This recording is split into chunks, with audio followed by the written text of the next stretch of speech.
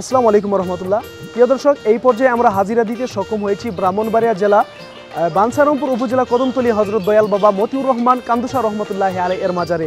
আমরা এই মাজারে আসার পূর্বে হজরত কান্দুসা রহমতুল্লাহ আলাইহি সম্পর্কে অনেক নাম সুনাম খ্যাতির কথা শুনতে পেয়েছি। আমরা শুনতে পেয়েছি হজরত কান্দুসা রহমতুল্লাহ আলাইহি তিনি বিরাট একজন আল্লাহর অলি ছিলেন। তাই আমরা হজরত কান্দুসা রহমতুল্লাহ আলাইহি এর মাজারে ওনার সম্পর্কে জানতে চলে এসেছি। চলুন আমরা জেনে নিই হজরত কান্দুসা রহমতুল্লাহ আলাইহি তিনি কেমন মাপের অলি ছিলেন।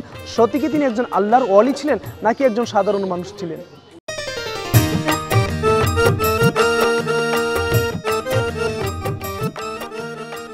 আল্লাহর খাস বান্দাগণ সর্বদা প্রভুর সান্নিধ্যের আশায় নিজেকে বিলিয়ে দিতেন প্রভুর কাছে। বলে যেতেন দুনিয়া, সংসার, কাজকর্ম, থাকে না তাদের মাঝে নারী কিংবা বাড়ির লোভ লালসা। দুনিয়াতে পথভোলা মানুষদেরকে সরল পথে আহ্বান করে আল্লাহ এবং রাসূলের দিকে ফিরিয়ে আনতে সর্বদা নিমজ্জিত থাকতেন তারা।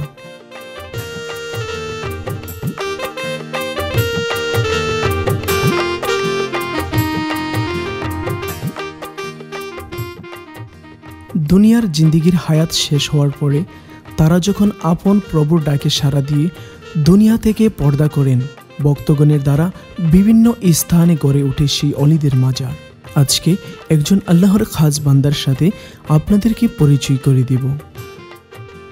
ব্রাহ্মণবাড়িয়া জেলাধীন বাঞ্ছারামপুর উপজেলার দরিয়া দৌলত ইউনিয়নের কদমতলীতে রয়েছে প্রখ্যাত তাপস হজরত দয়াল মতিউর রহমান কান্দুসা রহমতুল্লাহ আলাইহি এর মাজার, যার জীবনী আপনাদের মাঝে উপস্থাপন করার জন্য বরাবরের মতোই শ্রদ্ধেয় বড় ভাই রিপন খন্দকারের দিক নির্দেশনায় চলে আসলাম হজরত কান্দুসা রহমতুল্লাহ আলাইহি এর মাজারে।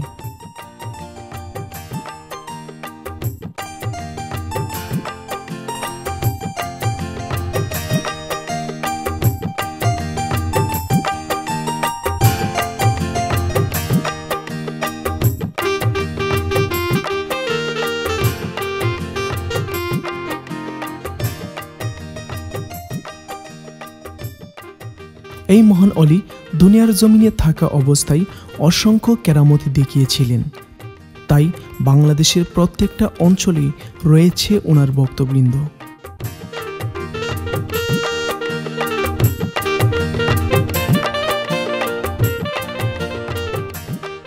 ওনার জন্ম তারিখ সঠিকভাবে কেউ আমাদেরকে বলতে পারে নাই, তবে ভক্তদের ধারণা 1911 হতে 1920 সালের ভিতরেই ওনার জন্ম। তিনি ব্রাহ্মণবাড়িয়া সরকারি কলেজে লেখাপড়া করতেন। যখন তিনি বিএ পরীক্ষা শেষ করেন তখন ওনার কিছু অলৌকিক ঘটনা মানুষের চোখে পড়ে। আস্তে আস্তে বাড়তে থাকে ওনার ভক্ত ও আশেকগণ। আমি দয়ালের বাতিজা, আমার বাড়ি কদমতলী। দয়ালের বাতিজা এখন দায়িত্বে আমি আছি, এই মাজারের খাদেম হিসেবে। আচ্ছা, আমরা যে মাজারে এসেছি ওনার সম্পূর্ণ নামটা আপনি বলবেন? ওনার দয়াল বাবা কান্দুসা, ওনার নাম। ওনার 2000 সালে ইন্তেকাল করছেন। এখন ওনার দায়িত্বে এখন আমি আছি বর্তমান খাদেম হিসেবে। ওনায় আমার চাচা।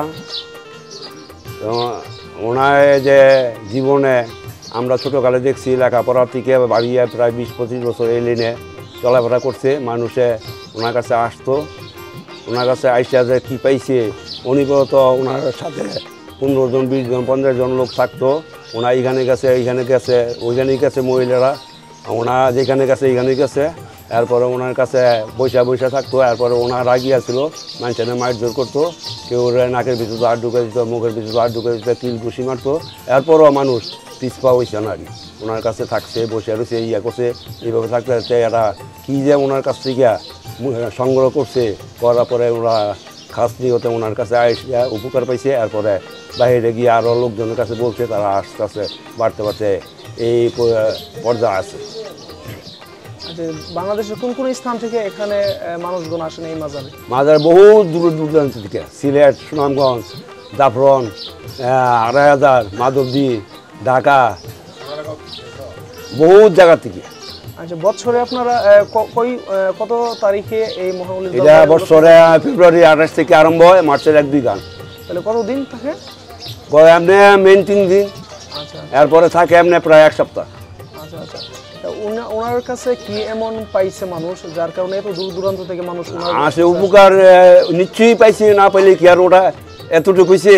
ওনার কাছে এখানে খাসনিয়ত যে ওনার কাছে চাইছে, ওনার কাছে রয়েছে, শ্রম দিছে, ওনার কি বলছে, তারা কি পাইছে, এটা আস্তে আস্তে না পেলে মানুষের দূর দূরান্ত থেকে আসে কি নাকি। ওনার বসতভিটা কোথায় ছিল? বসতভিটা এইখানে এই বাজারের এই 2-3 মিনিট লাগে, এই সামনেই বাড়ি। আচ্ছা আচ্ছা আচ্ছা, এখন বর্তমানে যে স্থানে ওনার মাজারটি রয়েছে এই জায়গাটি কি ওনার পৈতৃক সম্পত্তি? ওনার এই বাপদাদার জায়গা বা প্রতি সুন্দর, আচ্ছা এটা আমার চাচার জায়গা। আচ্ছা, উনি কত বছর বয়সে এবং কত সালে 2000 সালে ইন্তেকাল করছে। কত বছর তিনি দুনিয়ার জমিনে ছিল? দুনিয়ার জমিনটা মনে করেন 70-75। 70-75। আচ্ছা, যখন তিনি দুনিয়ার জমি থেকে উপাদ গ্রহণ করছেন তখন থেকে কি এই মাজারটি এরকম ছিল নাকি? না, তখন এই উপর দিয়ে এখানে মাজারা ছিল না, গড়া ছিল না। এইটা আমরা জায়গা আমার চাচা থেকে বিক্রি করিয়া ওনার নামে রেজিস্ট্রি করিয়া এখানে দাপন কাপন করা হয়েছে। আমরা জানি বাংলাদেশের বিভিন্ন স্থান থেকে লক্ষ লক্ষ মানুষ এই মাজারে আসে জিয়ারত করার জন্য, কিন্তু মাজার তো তেমন সংস্কার করতে দেখি না।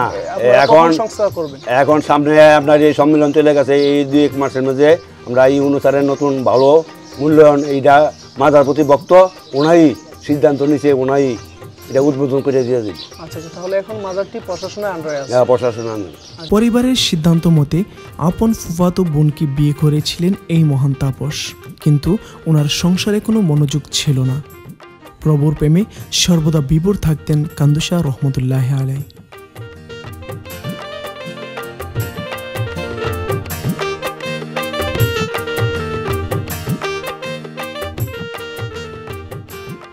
একদিন মায়ের কাছে সংসার ছাড়ার অনুমতি নেন।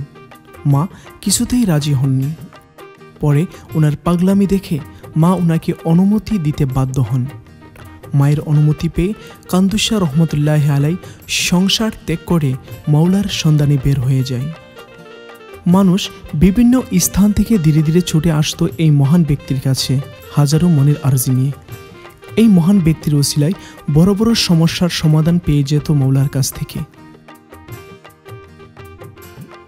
এবং যখন আমি ওনার সাথে 35 বছর যাবত আমি ওনার পিছনে, একদিন আমাদের রাস্তা দিয়ে যাইতেছে, তখন ওনার বলতেছে আমাকে বাজান যাবেন কোথায়?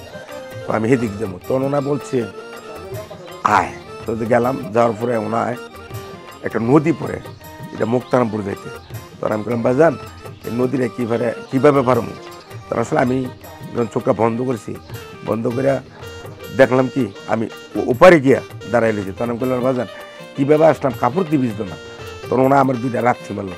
রাত্রি মেরে এসে এই কথা কারো কাছে বলা যাবে না। এইভাবে ওনার পিছনে পিছনে যখন ঘুরতাছি, তখন আগে সুতা নঙ্গাইতো। এই সুতা নঙ্গার যখন পানিটা গরম হইতো, পা ঘুরতো, সেই সময় ওনার মাথা তলের মধ্যে দিয়ে লাইতো এই ফাগুরের পানি। বাজান কী করতেছেন? আল্লাহ আল্লাহ কিচ্ছু হইতো না। ওনার চোখের ভিতরে দিয়া চুন দিয়া চোখে ধরে লাগতো, কিছু হয় না। ওনার যখন সোনারামপুরের বাজারের মধ্যে ওনার ঢুকার পরে এসিডের বড় ট্যাঙ্কি ছিল, বদনাথ বইরা 2 বদনা এসির সাথে সাথে ওনার গিলা খাই লেছি, কিছু হয় না। তারপরে একদিন আমি ওনারে বললাম বাজান আমি তো এইভাবে আপনার সাথে ঘুরতেছি, আমি আসলে কোনো কিছু পারলাম না। তুই কী লাগবে তোর? তখন আমি কই দেন আমি তো একটা তোষালা ঘরে ঘুমাই। দাদা তুই গিয়া ইয়া বিল্ডিংয়ের এখানে ঘুমা। আমি ওখানে 5তলা ফাউন্ডেশন নিয়ে ওনার উচিল্লা, আমার বাড়িতে 5তলা ফাউন্ডেশন বিল্ডিং আছে, ওনার উচিল্লা আমারে দয়াল দান করছে। তারপর এইভাবে 11,000 ভোল্টেজ কারেন্ট। বাজান এটা কী করেন? তো দইরা ওনা এইভাবে থুবাই লেগেছে, থুবাই সেটা করে ইতানে কিন্তু কিছু করে না। এইভাবে ওনার এতগুলি ঘটনা যেগুলি করে দিয়ে গেছে, এটা আমাদের কোয়ার মতো না। যেমন একটা মহিলা আসছে, আইসা কইতেছে বাজান আমার ঘরে তো কোনো ছেলের সন্তান হয় না, আমার একটা সন্তান দান করেন। পেটের মধ্যে দিছে লাতে গো যা যা এর তোর সন্তান হয়ে যাবে। এর 2 মাস পরে এক বাজান আমার ঘরে তো বাচ্চা হবে, আপনার কী দিতে পারি? তোর মনে যেটা আচ্ছা ইডুই তুই দিস। তখন গরু জব কইরা এখানে না মানুষ খাওয়াই দিয়ে গেছে, কিন্তু লক্ষ লক্ষ ভক্ত তার জন্য পাগল। এই বিয়া করছিল, ওনার কোনো ছেলের সন্তান নাই। ওনার বিয়া করার পরে ওনারই ফুফাতো বই নাকি ওনারই আত্মীয় বিয়ে করছিল, তখন ওনার যখন দেওয়ানা ভাগ হয়ে গেল গা, তখন ওনার মার কাছে কী জিনিস চাইছিল এটা আমরা বলতে পারবো না। মার কাছে ভাব এরকম মা এই জিনিসটা দিতে হবে, তখন মায় বলতেছে না এটা আমি দেবো না, মা দিতে হইব। তো এই উমা মুস্তারা ছিল পাকনামরিচ কাবলাইতে প্রায় 4 কেজির মতো ওনায় খাইলেছে। তখন মার মন মায় কইছে যা তার এটা আমি দিয়ে দিলাম। এই ওনায় বাড়িয়া চলে গেলো। চলে যাওয়ার পরে ওনার একটা জিনিস ছিল কি, কিন্তু যদি আপনার ভালো লাগছে আপনি জিনিসটা খাই, যার যদি ভালো না লাগছে এটা জীবনে খায় না। যদি কুকুরে খাইতো, কুকুরের জিরবাদ দইরা টান্দা করতে বলে খাইতেছো তো এটা জবাব দিবি কি নেই, কিন্তু কুকুরও খাইতে যায় নাই। প্রতি উরুষের মধ্যে নিচে 3-4 লক্ষ লোক তো হয়, 3-4 লক্ষ লোক হয়। এরপরে কোনো জায়গাতে একটা উমাস ফেলাইব সেই টাইমটা নেই, কিন্তু এই জায়গাতে কোনো লোক অসম্মানী হয়ে যায় না, সম্মানভাবে যায়। একটা বাচ্চা হারানি গেল, সাথে সাথে বাচ্চাটা ভাই লেব। আপনি এই জায়গায় একটা ছোট ঢুকলো, সাথে সাথে ছোটটা ধরা পড়বো। এই জায়গায় আপনার নগর টেয়ালুয়ে ঢুকলো, সাথে সাথে লোকটা ধরা পড়ে যাবো। কিন্তু আমার দয়াল সার দেয় না কাউরে, কিন্তু ওনার একটাই কথা, আমার থেকে ওই সার পেয়ে যাবে না, কিন্তু আমার বল যা চায় তা আমি দিতে রাজি, কিন্তু সার পাবে না। তিনি 70 কিংবা 75 বছর হায়াত পেয়ে 2000 সালের মার্চের 1 তারিখ বুধবার দুনিয়া থেকে ইন্তেকাল করেন। তিনি দুনিয়ার জমিন থেকে ওফাত গ্রহণ করার পর যে স্থানে ওনাকে গোসল করিয়েছিলেন ভক্তগণ, সেই স্থানটিকে এখনও পর্যন্ত সুসজ্জিত করে রেখেছেন স্মৃতি হিসেবে। এখনও পর্যন্ত প্রত্যেক দিন শত শত মানুষ দূর দূরান্ত থেকে ওনার মাজারে আসে জিয়ারত করার জন্য। ভক্তগণ প্রত্যেক বৃহস্পতিবার মিলাদ মাহফিলের আয়োজন করে থাকেন এই মাজারে।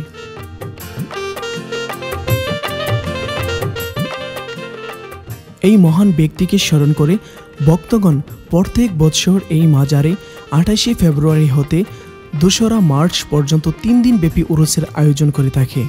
আর এই উরুসে যোগ দেন বাংলাদেশের বিভিন্ন স্থান থেকে লক্ষ লক্ষ মানুষ। ভক্তদের দাবি, এই মহান ব্যক্তির উসিলায় বড় বড় সমস্যার সমাধান পেয়ে যায় এই মাজারে এসে। দূর দূরান্ত থেকে ভক্তগণ যারা এই মাজারে আসেন, তাদের বিশ্রাম নেওয়ার জন্য মাজারের পাশেই রয়েছে অনেকগুলো কাফেলাঘর, এবং এই মাজারের পাশেই রয়েছে এই মহান ব্যক্তির স্মৃতি বিচারিত কিছু জিনিসপত্র। এই মহান ব্যক্তি সম্পর্কে আরও বিস্তারিত জানতে চাইলে ওনার মাজারে এসে একদিন জিয়ারত করে যাবেন।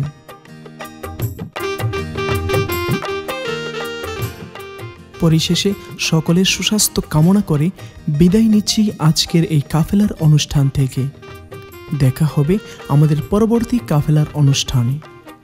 ততদিন সকলে ভালো থাকবেন, সুস্থ থাকবেন। আল্লাহ হাফেজ।